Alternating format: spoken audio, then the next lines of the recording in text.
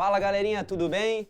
Sejam bem-vindos a mais uma aula. Hoje nós vamos trabalhar os conceitos básicos em genética, aquilo que você precisa saber para entender qualquer coisinha de genética. Então, esta aula é muito importante. Primeiro conceito, nota 10 que você precisa ter aí gravado nessa sua cabecinha.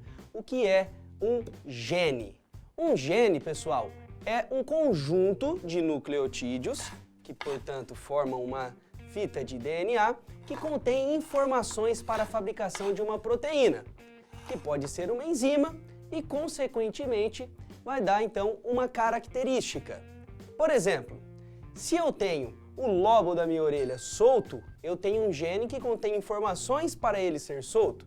Se eu tenho o lobo da orelha preso, então eu tenho um gene um pouquinho diferente, beleza? Ele vai dar informação para fabricar uma enzima que vai dar esta característica de ser preso. Fechou? Este é um gene. Os genes, eles não estão sozinhos, eles estão ao longo da fita de DNA, e essa fita de DNA é muito grande, e ela precisa se enrolar para caber dentro de uma célula. Ela se enrola formando estruturas conhecidas como cromossomos. Cromossomos. Nós temos 46 cromossomos em cada uma de nossas células, e dentro de um cromossomo nós temos muitos genes. Muitos mesmo. E também temos partes desses cromossomos que não são genes, que elas são regiões não codificantes. Até aí, beleza, facinho, sem dúvida, sem nenhum problema.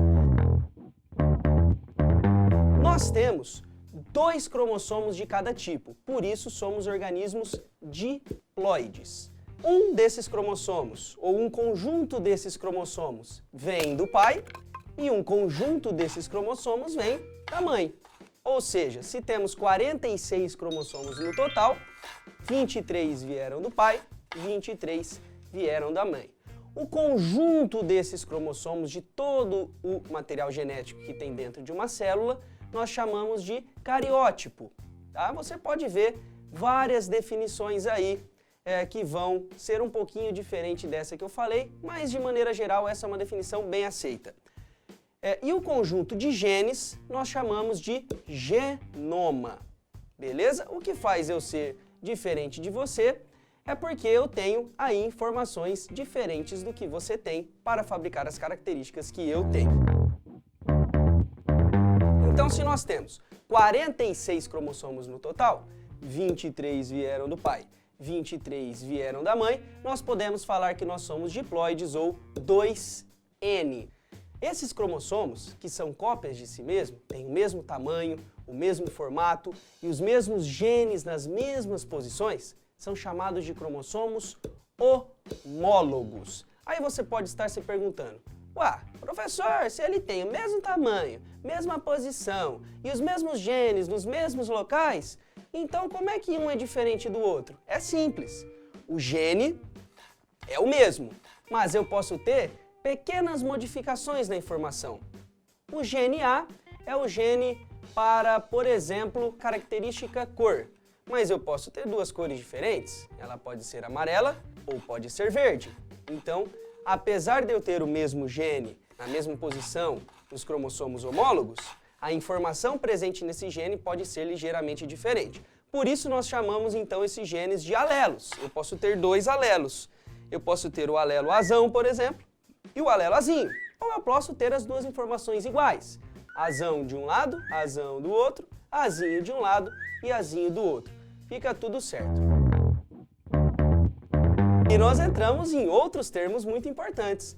Quando eu tenho 2 cópias iguais do mesmo gene, eu falo que esse organismo é homozigoto para este gene.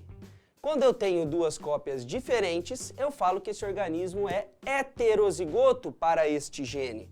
Então, o homozigoto pode se estabelecer de 2 formas. Ele pode ser o azão-azão, então eu tenho uma homozigose dominante, ou posso ser azinho-azinho e ter, então, uma homozigose recessiva. Note que para um gene eu posso ser heterozigoto, mas para outro eu posso ser homozigoto. Por exemplo, eu posso ter o azão-azão, mas para o gene B eu sou o bezão-bezinho, para o gene C eu sou o Czinho-Czinho e por aí vai. Beleza? Lembra que eu falei que cada gene é responsável por uma característica?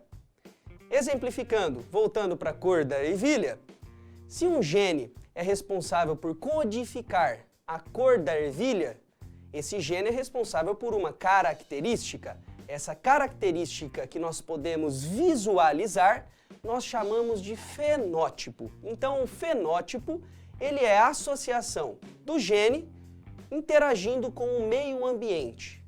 Por exemplo, eu tenho gene para ser branco, mas eu vendo sorvete na praia, tomo solzão o dia inteiro. Eu vou ficar da corzinha do pecado, apesar do meu gene codificar enzimas para eu ser branco. Mas interagindo com o meio ambiente eu dou uma leve modificada.